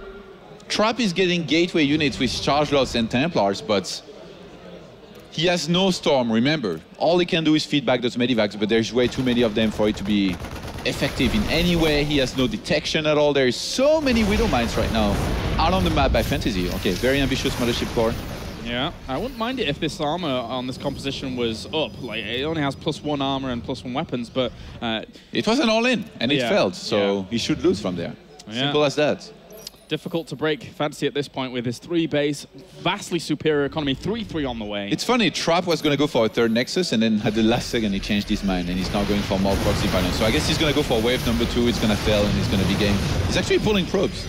Yeah, and now... Good luck with that. Still a lot of Widow Mines that do not have drilling claws, so we're going to burrow anyway onto the high ground and cause any engagement from the right-hand side. A lot of difficulty, but Archon's powering forwards with the Zealots on the left-hand side. Actually, all the Widow Mines are being negated on the high ground. They're going to have to bring themselves down here to join the fight. Fantasy microing backwards, but those Widow Mines also causing some problems. And here come the Mules. GG. Fantasy ties up the series 2-2 and says this is not over.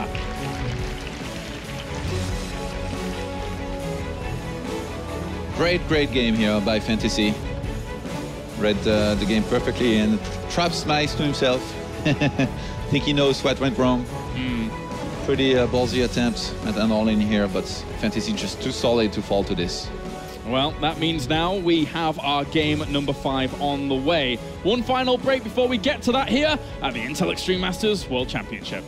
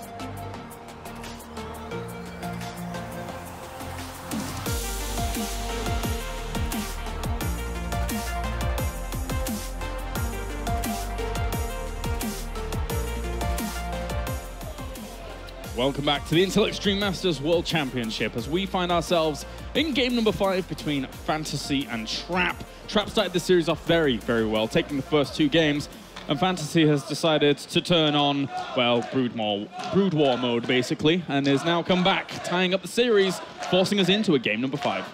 I have to be honest, I thought it was going to be a 3-0 after the first 2 games, but somehow Fantasy really is bringing it to Trap right now.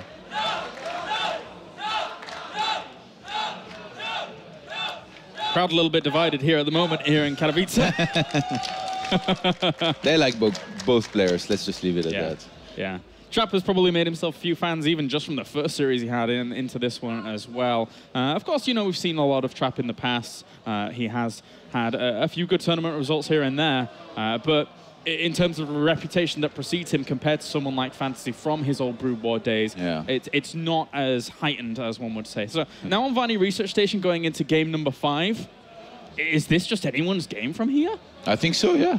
I don't think either player particularly disliked the map, and this has been a great StarCraft series, I have to say. Really, StarCraft at its finest. A lot of different build orders being used, mind games here and there, good micro, and a 5th game to decide it all, you know? And fairly, I mean, I guess pretty long games, generally speaking. Not super long games, but at least, you know, the standard past the 12 minutes, the non-cheesy, non-super cheesy games. So very, very interesting. Trap has been struggling to win with the Charge Lot Templar style. That's, he might actually have to start playing a lot more with Colossus, I think. Like that last all-in that he tried looked like a foolish attempt. Fantasy didn't even flinch. You're completely right. You're completely right. He looked locked down. He looked good. And now we're getting into game number 5. This is the final game between Fantasy and Trap. One of these guys will be eliminated, and one will move on to the round of 4 as we have spawning down to the south. It's our red Protoss, even I should say, representing Jin Air Green Wings. Give it up for Trap. The pilots. Wing Commander. And up to the north, it's our blue Terran representing Dead Pixels, bringing back the series to a game 5. Give it up for Fantasy.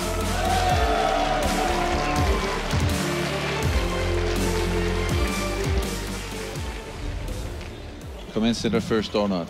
That's my first question here. That I wonder for Fantasy on this map.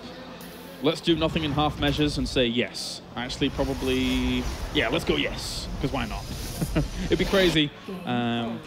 Maybe we're just going to pause here for a second as Fantasy needs to make sure everything is good. You know, I feel like this is not the greatest map to go for oracles, but I don't think Trap even cares. Like, he will probably strongly disagree with me and be like, actually, let me show you how it's done. I mean, we saw how he did against Flash on this map, where he was intersecting in between the main and the natural to actually find a really good and key location there. If you want some pressure. Do you think that maybe Flash misplaced his turret just like by 1 pixel towards the left a little bit too much, and then that's why there was, you know, a hole around the refinery and the workers that were there? I think it didn't even matter if I think back to the game, because the way in which Trap was able to, the way in which Trap was, Flash didn't shut down and put units in that gap, in that hole between the main and the natural. So they were always just jumping in, and even when the missile turret was firing at them, they were just bouncing back and forth.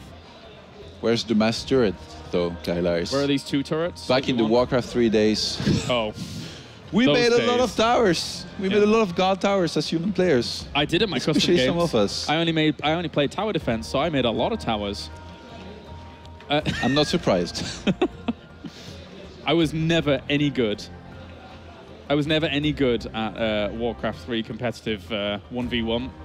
You were pretty good, I heard. Kinda good. Not bad. Not bad. Not bad. And I made a lot of towers, but I guess it was because you could afford to win the game with the with the upkeep and all. In StarCraft 2, it's actually, it feels, making a turret with 100 gas is something that you really don't want to do unless you absolutely have to. Like, so unless there are mutas on the map, you're not going to want to do it unless there are DTs or unless there are oracles. And in this case, you know, the one single turret in the middle line seems like it's not even a defense at all against Trap. He does nothing. He just goes around it.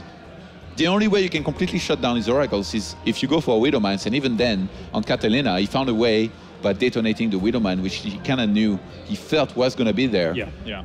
I mean, of course, Trap's, like, Fantasy was reacting better, I feel, than Flash was to the Oracle play, and actually got a few kills there on Inferno pools.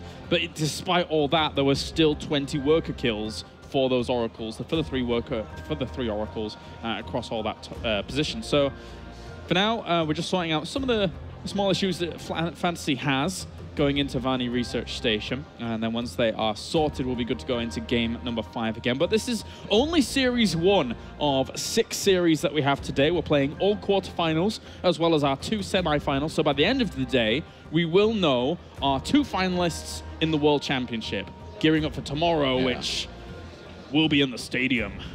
They're going to have a whole night to think about what they're going to do, to dream about it, lifting that trophy. Best of 7. Scary stuff in a best of 7.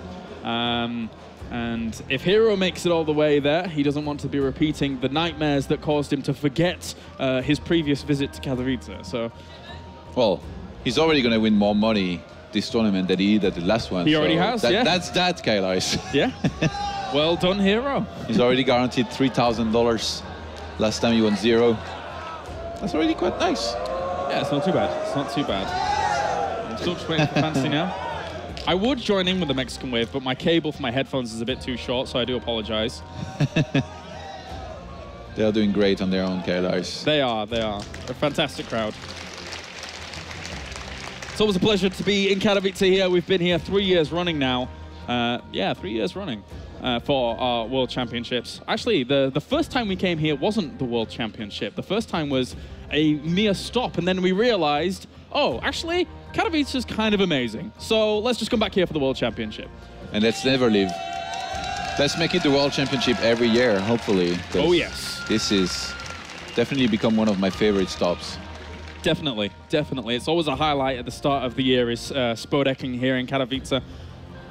As now, still just waiting momentarily here on Fantasy to finish up his preparations. We actually have had to restart the game entirely just to keep you well informed here at the Intel Extreme Masters. But if you had to lean to one of these players, Todd, if you had to go all Protoss bias aside, everything, actually you're not even that biased anymore nowadays. So who would you go for here? I think Fantasy. I think he has a lot of momentum going to that last game. He won the last 2 very convincingly. You know, Trap, even though he smiled, he has to be rattled a little bit about the way it went.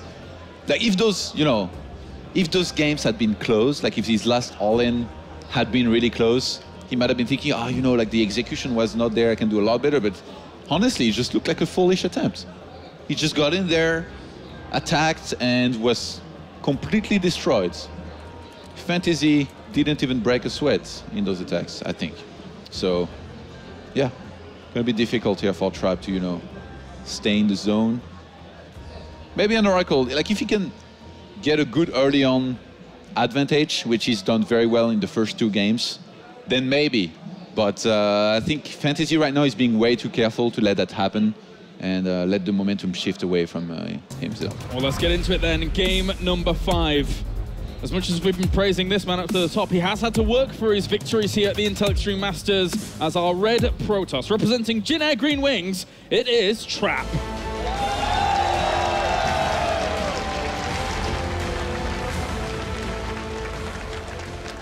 And down to the south, it's our blue Terran. Representing Dead Pixels, it's Fantasy.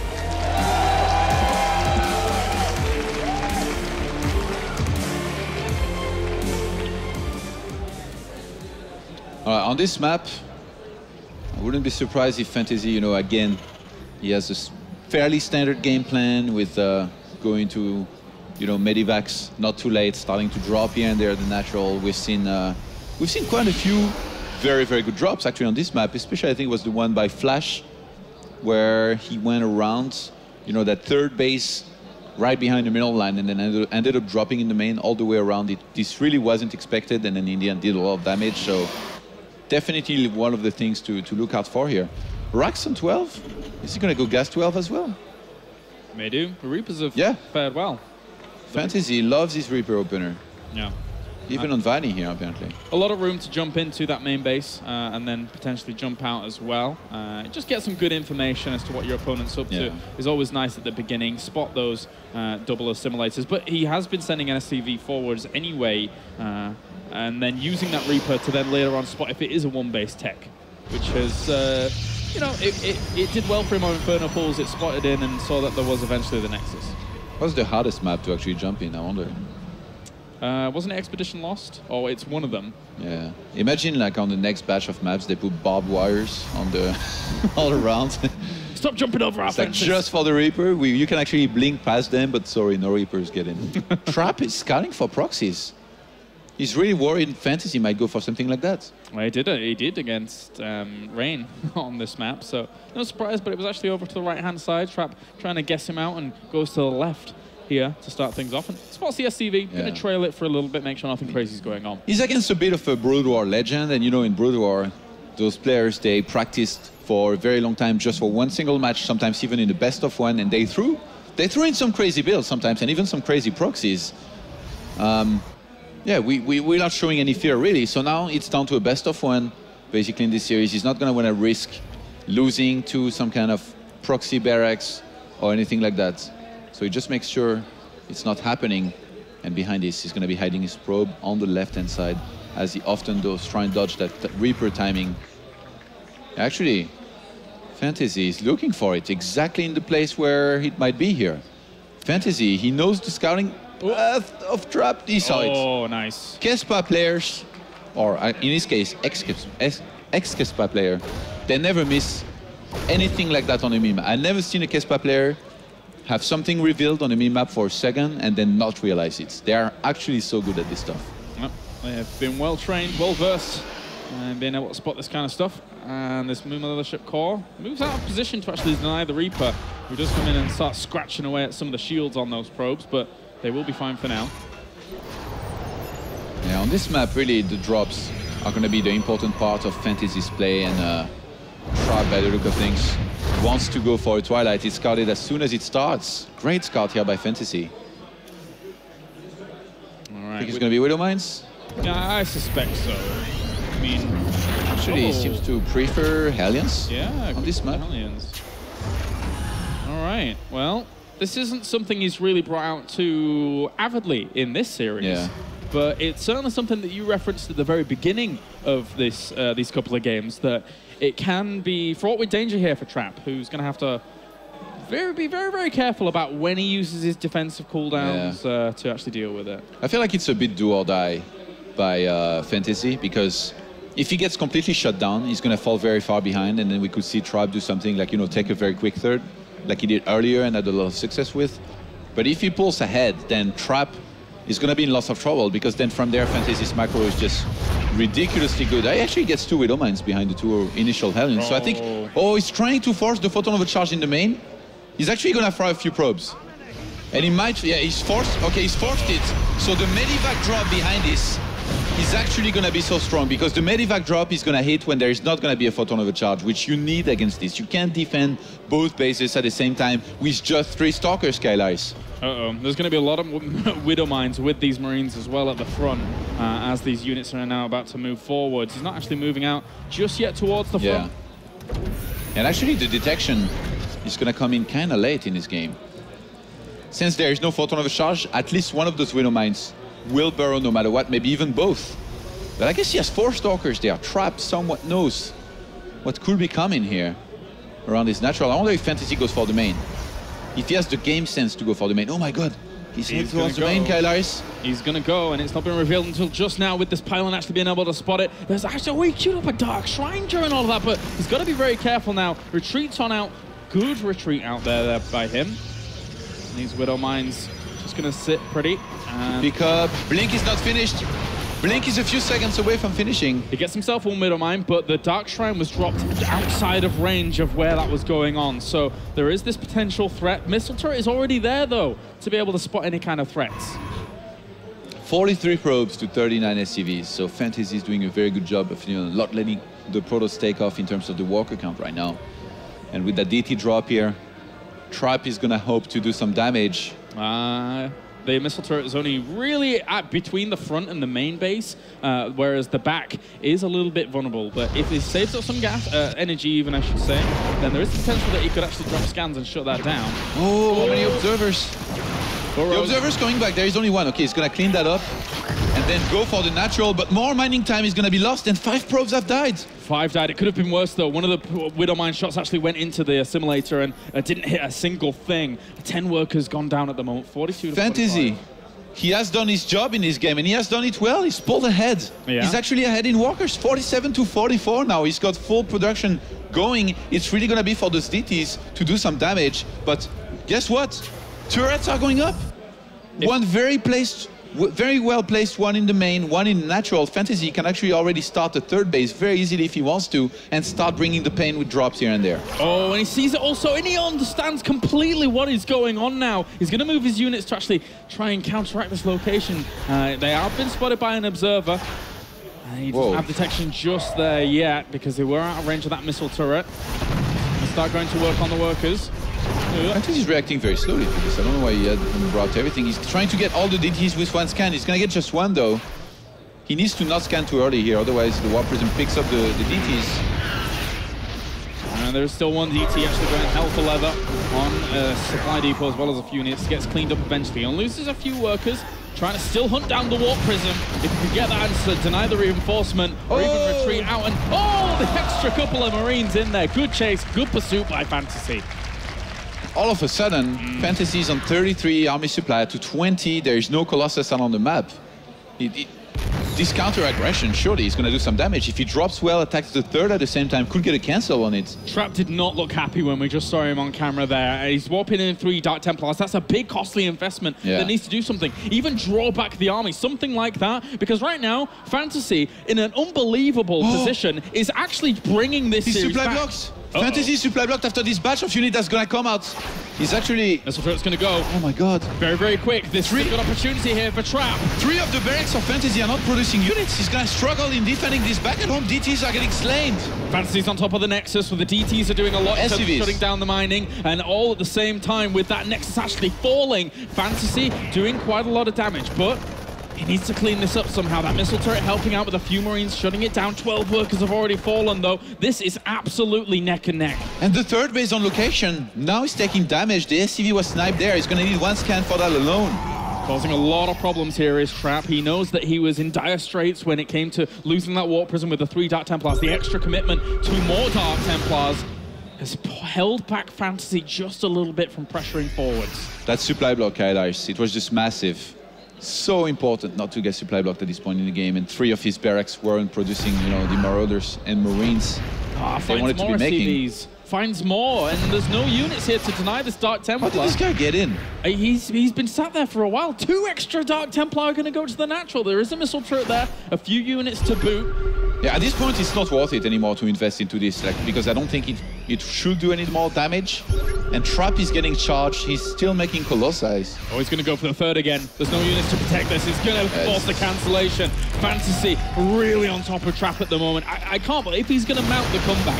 After how we saw Trap play out against Flash, how we saw him play those 2 first games in this series, Fantasy is performing out of his mind at the moment to come back here. It's looking pretty good right now for him. If you realize there's so many Colossi there are, he should definitely go for that second starport and try and get enough Vikings to attack with the big supply lead that he's going to have. Might actually win without that. If you look at the army right now, it's just so massive for Fantasy that with good drops and multi-pronged attack, look, 83 army supply to 54. Yeah. If he exploits that lead very well. Still going out to work at these SCVs. The scan should be able to block. He's trying to block it in, trying to make sure it doesn't get out of scan range. But, very close to escaping. Concussive shells working out fabulously. And will push that down, but he tries to jump on some of these medevacks. Gets one of them. Trap is not down and out just yet. Yeah. Making sure Fantasy with a little bit of a reel back there, as he is staring down against a very strong army there with those 3 Colossi. And I think that was full as well. So all of a sudden, Trap is ahead in supply. Is he going to counterattack? Yeah, he's sending a probe. He might just go for the counterattack here. And there isn't that many Vikings out on the map. And by that, I mean there is a single one against 3 Colossi. Where's he going? Where's he going? He's going to lose some of these medevacks. That's full! Fantasy, what are you doing? Flying into some of those Stalkers. They blink forward, maybe get a few more of these units.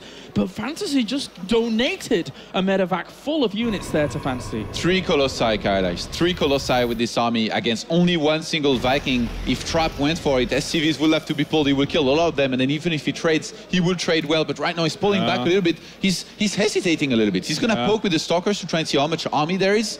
And he's getting a Templar Archive, so he could just wait until he has some Archons to buffer at the front. Both players have got to be on edge here. This is their tournament life on the line. It's a very, very close, narrow game. But as you said, those 4 Colossi could just be the absolute nail in the coffin here, Fatty, unless he engages well. He's leaving a portion of his army on the right-hand side to try and flank, because he knows that Viking count isn't enough to bring down the Colossi. Yeah, the concave that Fantasy is preparing is really sick here. Trap realizes that. He pulls back, makes sure he doesn't run into this. Actually, that DT almost went a bit too far here, but he's giving him time to get maybe a few more Vikings right now. Another big supply block here for Fantasy, stuck on 145. Oh, Trap trying to sneak in with that Dark Templar, but he's not going to allow it. The few concussive shells fire off for it, but he's going to try and go in for this. He's drawing him into a bad position. SCV's come on off on the left-hand side as a lot of that force gets stuck up against the Zealots. The Colossi are not being rivaled in this position as they rip down this Bioforce. Trap, after falling down a few 2 games here, is going to push on forwards and bring down Fantasy, moving on into the round of 4. And what a performance from him to actually be able to bring back this game number 5. There's nothing left here for Fantasy to shut down the power behind this army, and Fantasy is in shock. He came back so strongly in this series, but he is done. He is out. Trap is on the production, and there's not much left. GG!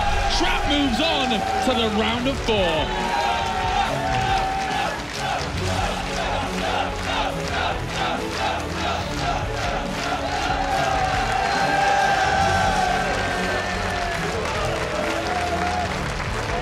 Really happy Trap is going to high-five the audience. And fantastic performance. Did that counter-attack. Perfectly timed as well. Baited the concave at first. Didn't go too early. So many people would have lost patience.